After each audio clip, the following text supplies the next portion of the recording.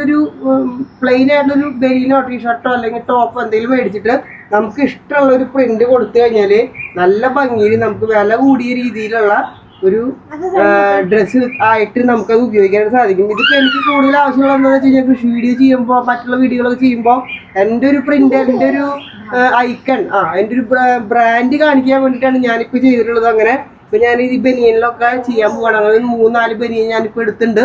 അപ്പോൾ നമുക്ക് ആവശ്യത്തിനനുസരിച്ചിട്ട് ഇതിൻ്റെ കാലാവധി അനുസരിച്ച് കുറേ കാലം ഈട് നിൽക്കും. നമ്മൾ ചെയ്യേണ്ട ഒറ്റ കാര്യമുള്ള നല്ല ഹൈ ഹീറ്റിൽ ഇസ്തിരി ഇടുന്ന സമയത്ത് ഇതിൻ്റെ മുകളിൽ കൊള്ളിക്കരുത്. കൊണ്ടിച്ചാൽ ചിലപ്പോൾ ഇത് റബ്ബർ പോലത്തെ ഒരു മെറ്റീരിയലാണ്, ചിലപ്പോൾ നിങ്ങൾ പറഞ്ഞു പറയാൻ ചാൻസ് ഉണ്ട്. അപ്പോൾ എല്ലാവർക്കും പെട്ടെന്ന് കാര്യങ്ങൾ മനസ്സിലാണെന്ന് വിചാരിക്കുന്നു. അപ്പോൾ ഇതുപോലത്തെ നല്ല നല്ല വീഡിയോ ആയിട്ട് നമ്മൾ ഇനിയും കാണും. എന്തെങ്കിലും ഡൗട്ട് ഉണ്ടെങ്കിൽ നിങ്ങൾ കമൻ്റ് ആയിട്ട് വരിക, ചോദിക്കുക, കറക്റ്റായിട്ട് കാര്യങ്ങൾ പറഞ്ഞുതരാം, എല്ലാ വിശദ വിവരങ്ങളും പറഞ്ഞുതരാം. അപ്പോൾ നല്ലൊരു വീഡിയോ ആയിട്ട് ഇനിയും കാണാം. അതുവരെ എല്ലാ കൃഷി സ്നേഹികളെ സുഹൃത്തുക്കൾക്കും നന്ദി, നമസ്കാരം.